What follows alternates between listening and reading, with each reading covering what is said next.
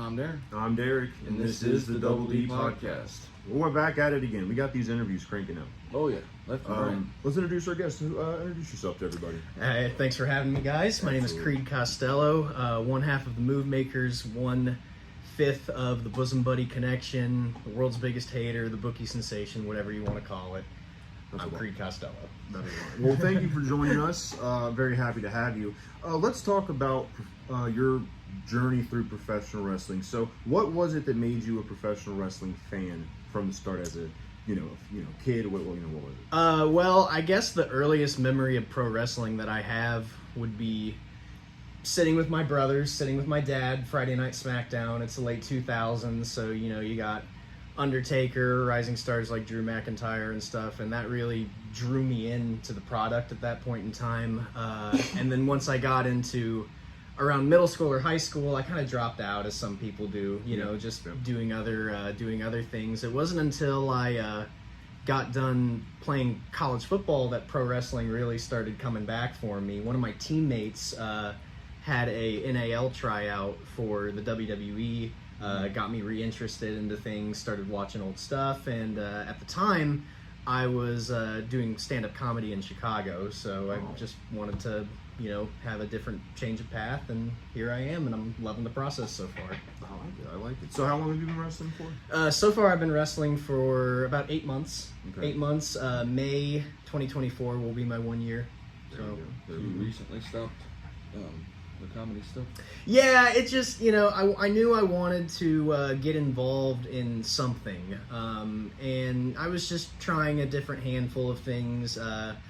Sports gambling is obviously my number one hobby. Yeah, so let's get that clear. Let's get that time. clear right away. I am no stranger to placing a risky bet and seeing if it pays off. But I like to try and just be involved. Use my brain. I enjoy creative expression. Theater, any type of art, dance, and wrestling is just like that. You're just punching people in the face at the same time too, and I can get behind that. I don't see who can't get behind that.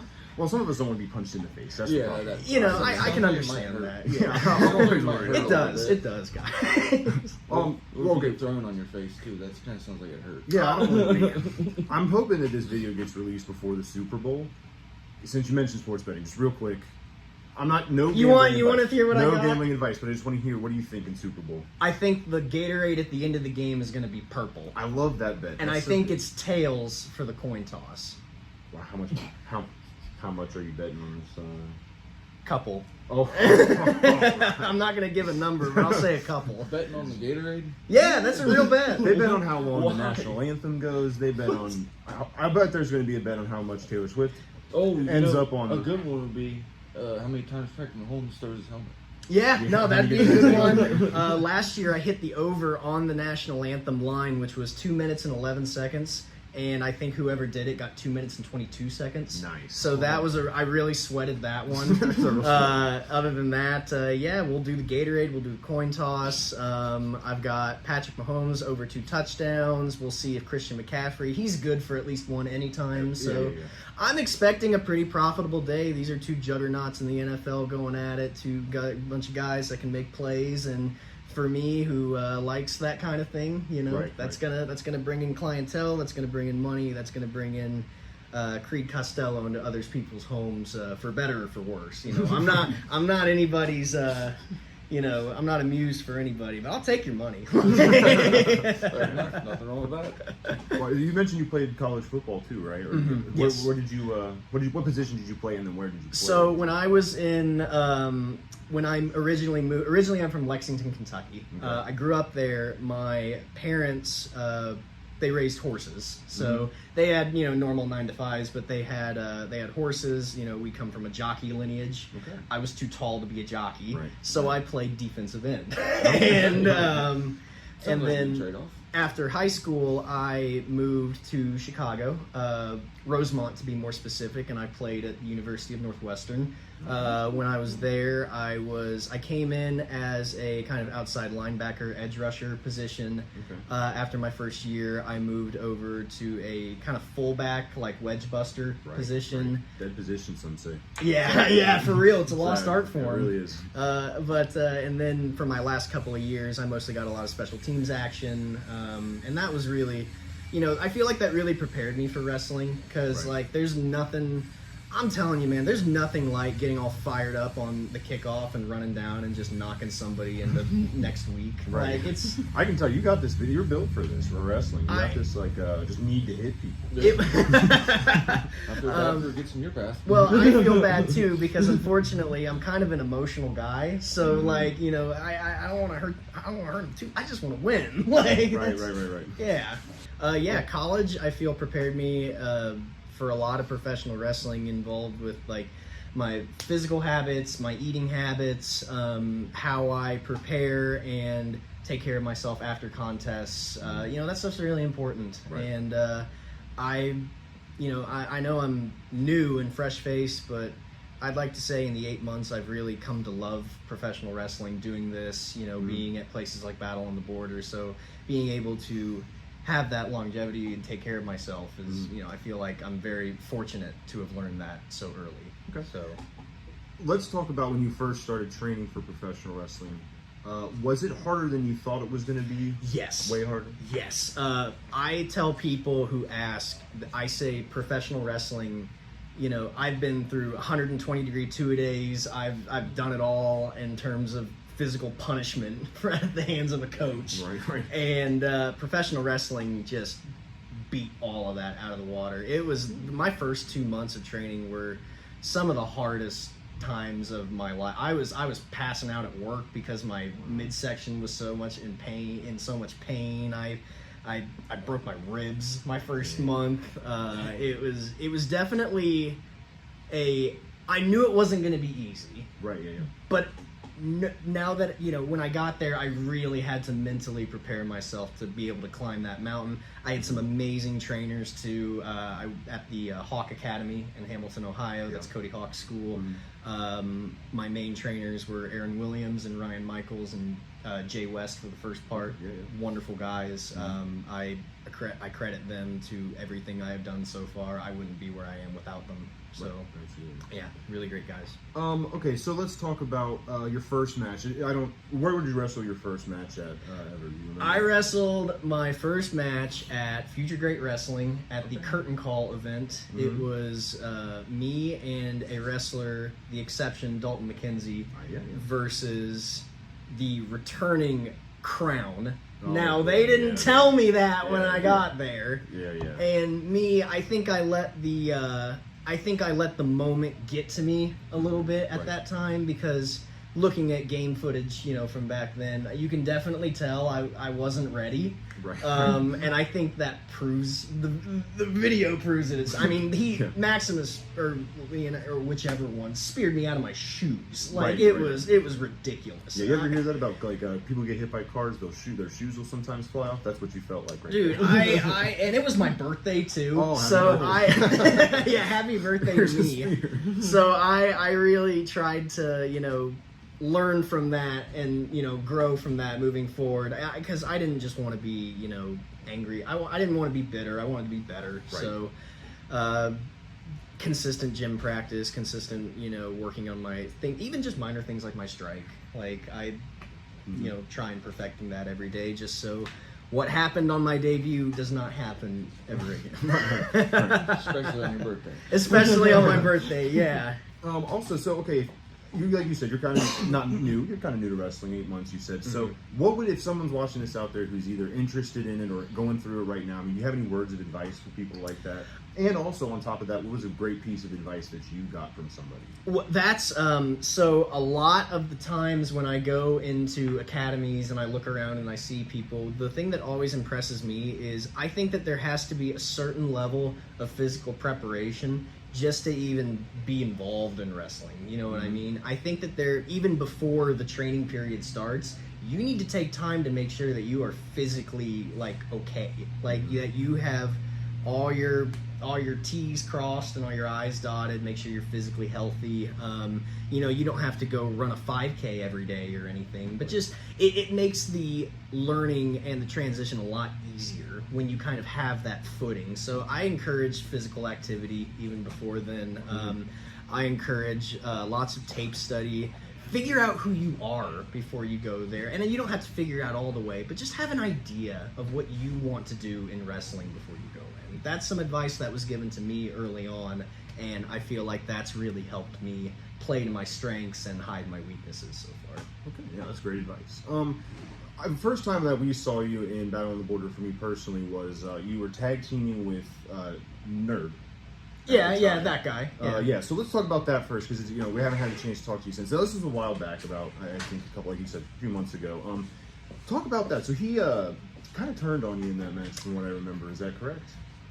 Yeah. I don't want to bring it up. So that was my third match. I was already getting crossed in your third match. I was 3 matches in. Obviously, I didn't know better. Right. I should have listened to the guys in the locker room. Some of them gave me a bit of a side eye when I told them I was teaming with Nerd, which now I understand being what happened.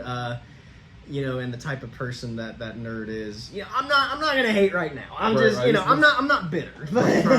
Better, not bitter. Yeah. I'm sorry. I apologize for bringing it up, but I just wanted to get your feeling on it. I just knew that if I did do that, I was going to be able to step in the ring with bad dudes. And getting the chance to go up against them in my third match was just, I couldn't not take that opportunity because of the type of, reputation that they have. I mean, they are bad dudes. Like, I don't know if you remember, but I do. They beat the crap out of me. It was. I mean, I could, if I was Nerd, maybe I would have done. No, I wouldn't have gone that far. But I know I'm a little bit more seasoned now, I think, and not just willing to trust everybody, because you can't do that in wrestling. And Nerd gave me that lesson firsthand, and I actually thank him for it, because it's just making me better. Right. I got to put my hands on him in October, and that did not go the way I wanted it to. Sadly. If we roll the film back, there might have been some foul play involved. But what do we always say on this, Darren? We always say nefarious actions. We always say something like that. We always say there's some, It's just wrestling. Now, see, this guy over here has had a 360. When this all started, he was, Gaston Leroux. He had that mindset, by the book. That was his thing. Gaston was his favorite. Now all of a sudden, all these people who use these underhanded tactics, that's what we say all the time. That's what you say all the time. He loves people who use underhanded tactics. It makes it more interesting.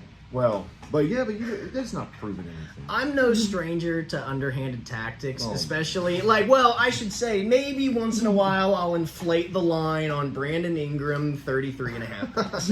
Maybe, let's say Jamar Chase, let's bump his average to 8 yards this game, see what happens. But you can't do something like that in a fight. Exactly. You know what I mean? I understand, but also the way that it happened, that was an opportunity where I knew that if I could get that victory, that would move me up. Yeah, and that's really what I'm trying to do right now. I'm just trying to get the experience, get in as many fights as I possibly can over the next couple of years, and just into some fights. prove myself to hopefully battle on the border of Southwestern Ohio wrestling, and just keep going out and onward. Midwest, take over the world, brother. That's what I like to hear. Well, let's talk about the future for you in Battle on the Border. So what are your plans coming up? Do you have anything you're looking forward to as far as, we have some titles here. There's a lot of opportunities for you. What's some opportunities you're looking for? Well, some goals of mine, I suppose, some things that I've put down in my notebook. For a guy like me, obviously, Justin Xavier, Zero Gravity Champion, I know him. He's a wonderful guy. I love him to death. But that's a prize that I definitely want to, try and reach for over the next little bit. Heavyweight championship as well. I'm definitely trying to make an impact and battle on the border like that. But also, my tag team partner, Gigi Jacobs. We are the Move Makers. We are definitely setting our eyes on the Battle on the Border Tag Team Championships. And I heard there's some big boys that have it right now. Yeah, So yeah. there's some big competition there. Yeah. And the last match there was 4 big dudes. So either team that won, big dudes either way, right? You have Batman Fulton, you have Congo Kong, and then on the other side, Bomani and Eric Surge. Those are 4 big dudes. That's a lot of meat. A lot of meat. Big That's men slapping a lot of dude in that ring. yeah. Well, hey, But being smaller, you could use your advantage. I'm working on that. Use Yeah. the range. But Be as a little far faster. as far as obtainable goals, at least right now, me and Gigi Jacobs, we are both entering in the Golden Ticket on March 16th. So that's going to be something that we're looking forward to. And right now we're just focusing on getting better every day. At least I go to I like to keep a consistent regimen, treat every day like it's the day before game day. Whether that's waking up or eating or taking my vitamins or going on my run or drinking enough water and stuff. I want to be the best that I can be, and that's the only thing I can control right now. So yeah. Well, is there anything, Darren? Is there any other questions you can think of? Not that I can think of at the moment. Is there anything else that you wanted to talk about on here or anything? Bet the Miami over in points tonight. Also, I heard that Tyrese Halberton might be feeling a little bit spunky right now, considering he's only got a few games that he can miss before he loses his bonus. So I'd be putting my money on a lot of his overs right now. He's got a point to prove. We're gonna have to get That's free money, guys. Come on. Now we're gonna have to get in contact with somebody and flash on the screen, not betting advice, right? No, yeah, not legally betting. speaking. Legally speaking, I this don't is- want to be held responsible. This is for not someone's- legal gambling. Well, this is. Wait a minute. I am not a licensed broker. I'm just good at my job. So There we you listen to not legal. Freudian slip. All right. Well, is there anything else that you wanted to shows that you have coming up outside of Battle on the Border you wanted to promote or anything? Well, Supreme Wrestling in Madison, Indiana. That's been a pretty consistent place for the Move Makers. We've been tearing it up over there. We are just gearing up right now for a real fun spring. Hopefully big impacts, and that can lead us into summer and just keep the momentum going, man. We're having fun. We're doing it. I'm having fun. I'm blessed and fortunate to be in this position, and just trying to make the most of it. So. All right, well, I think that's going to be it for us then. Thank you for coming on. Thank you. Anytime you want to come back on, we'll have you. Creed Costello on Twitter. I forgot my Instagram tag. Just look up my name. I'm sure I'm the only Creed Costello on the internet, so that's probably cool. And then I have Facebook too, so There yeah, we check go. me out on that. There you go. All right, we'll see you guys. Thanks for watching. Thank you.